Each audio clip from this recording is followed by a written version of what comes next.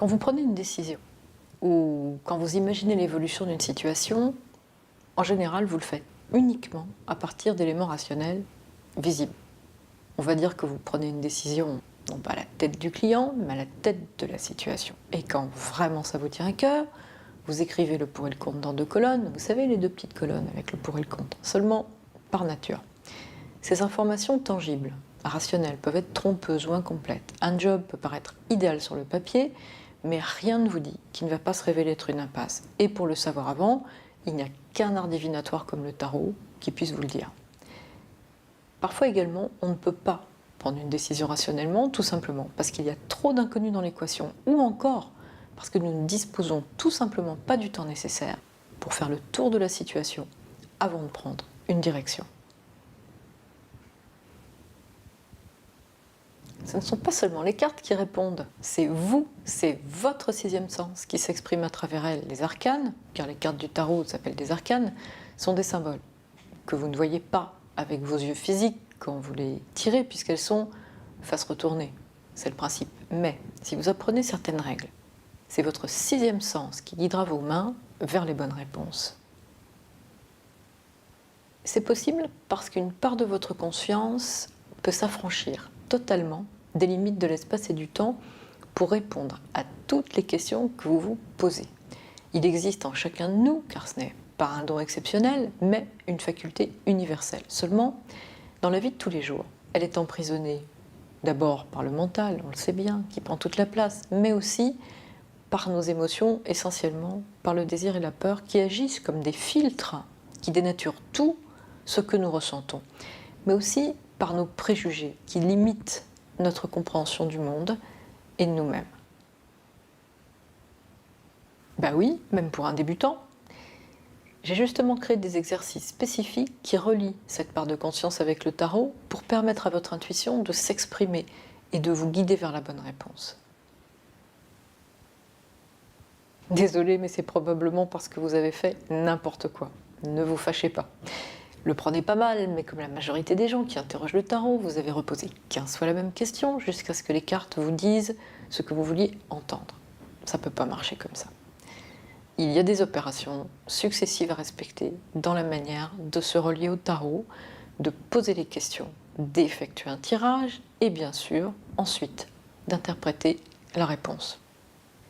On a tendance à voir le tarot comme un gadget pour Madame Irma, une sorte de sous-voyance, parce qu'historiquement, il est tombé dans de très mauvaises mains, qui l'ont à la fois amoindri, limité, alors que c'est un outil fantastique.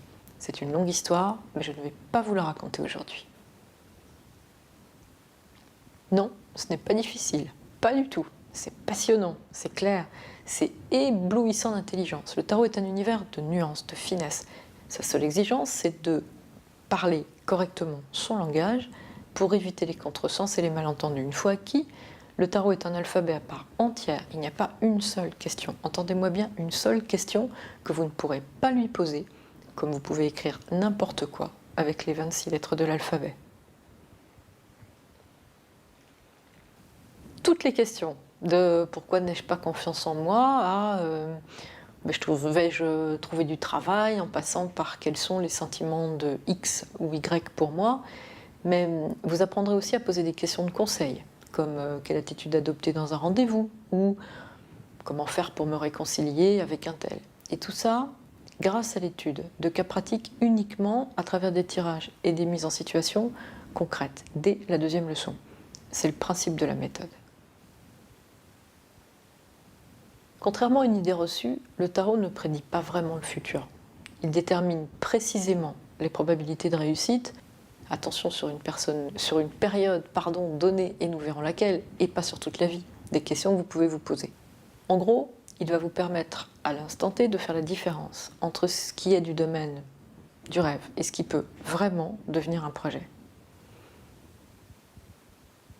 Non seulement le tarot ne diminue pas votre libre arbitre, mais au contraire, il l'accroît en vous permettant de découvrir ce qui se prépare avant que vous ne le sachiez, ce qui vous fait gagner un temps considérable, mais aussi en évaluant la justesse de vos projets et en trouvant même des solutions de secours auxquelles vous n'auriez peut-être pas pensé tout seul. Vous n'avez pas à y croire, c'est pas une religion. Je n'ai jamais cru dans le tarot. Je le pratique depuis 30 ans. Je l'enseigne depuis 2008. Il n'y a pas une seule question qui ne lui ait été posée par moi ou par un élève à laquelle il n'ait pas su répondre. Et si, j'en conviens, de prime abord, ces réponses peuvent parfois paraître ambiguës, c'est justement sur les tirages les plus difficiles à interpréter que j'insisterai dans le programme en proposant mon éclairage.